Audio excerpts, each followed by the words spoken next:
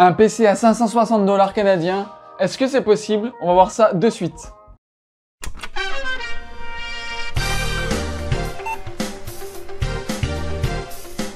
Bonjour à tous, c'est Martin de HRD War PC. Comment vous allez? Moi, je vais plutôt bien ma foi. Et comme dans le titre de la vidéo, un PC gaming à 560 $.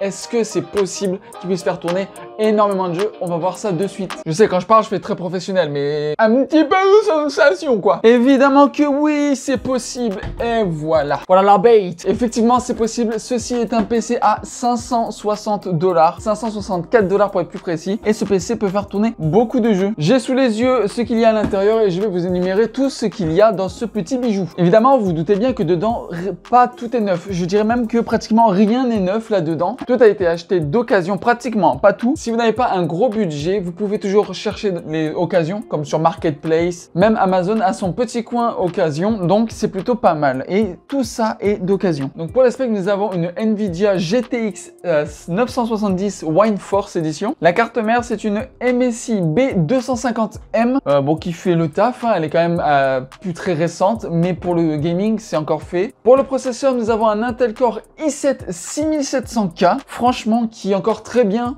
pour le gaming. Le boîtier, je l'ai acheté neuf sur Amazon parce qu'il était en full réduction. C'est un Thermaltake H18. Les disques durs, vous savez bien, il ne faut pas prendre ça en occasion. Toujours acheter neuf parce qu'évidemment, au fur et à mesure du temps, ça s'use et c'est nul à chier. Vous n'allez pas prendre quelque chose qui est du coup moins bon, moins performant. Donc le mieux, sérieusement, ça, je vous conseille d'acheter un neuf. Le disque dur est un SSD 480 GB, donc c'est un 2.5 que j'ai trouvé sur Amazon.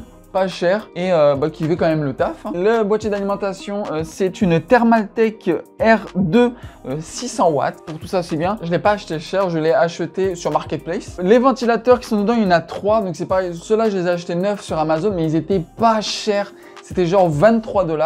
Avec les taxes, il n'y a pas moins cher, c'est vraiment bien. Le CPU fan, c'est le CPU fan d'origine. Pour la RAM, c'est des Patriot, je ne me rappelle plus vraiment de la référence, de toute façon tout sera en description. Et je crois que c'est cadencé à 3200 MHz, ce qui est extrêmement bien, c'est 16 Go de RAM. Mais c'est un seul de 16 Go de RAM, donc ça fera très bien l'affaire pour jouer. Maintenant, pour vous parler des prix des composants, je vais tout vous expliquer. Donc du coup, comme je vous ai dit, la carte graphique, c'était 134 $.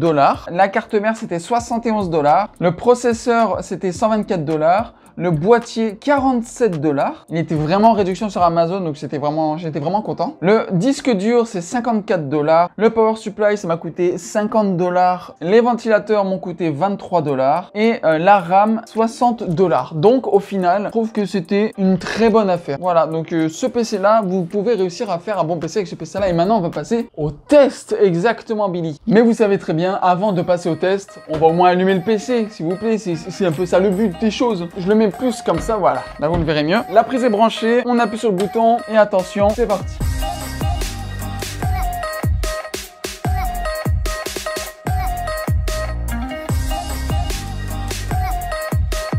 Et voilà, le PC est allumé, il est quand même assez beau, je trouve, à part, bon, je vous avoue, les fans, les ventilateurs, bon, c'est pas vraiment mon type de ventilateur, mais le but, c'est qu'il fasse le travail d'un ventilateur.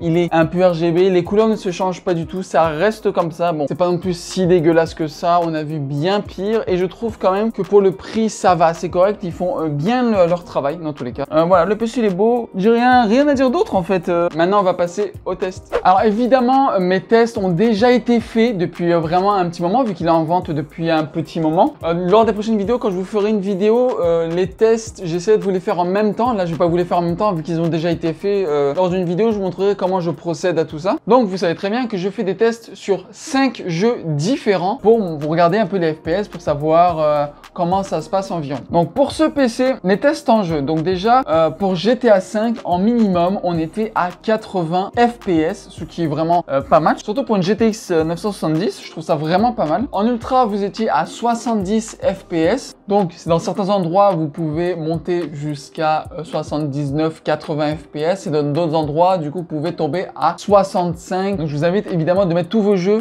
surtout avec ça, tous vos jeux en moyen. Sur Warzone, parce que je vais tester sur Warzone, en minimum, on était à 85-90 FPS, ce qui est très bien, surtout pour Warzone. Bon, après, je sais pas, sur Warzone 2, quand il sortira. Sur Warzone 1, c'est ça, 80-90 en low. Et en maximum, on était à des pics à 60 60, même 65 FPS, ce que je trouve quand même vraiment pas mal. J'ai testé aussi sur Fortnite. Alors Fortnite, tout un minimum avec la résolution 3D à 100%, on était à 110 FPS, ce qui est vraiment pas mal. Et en ultra, on était à 70 FPS. Mais en général, comme je vous ai dit, ce PC, c'est vraiment pour jouer en moyen. Apex, évidemment, on était en minimum à 130 FPS. Et en maximum, on était à 60-65 FPS. Mais on descendait jamais en dessous de la barre des 60 FPS. Donc, dans tous les cas. Donc, au final, est-ce que on est capable de faire un PC à 560 $?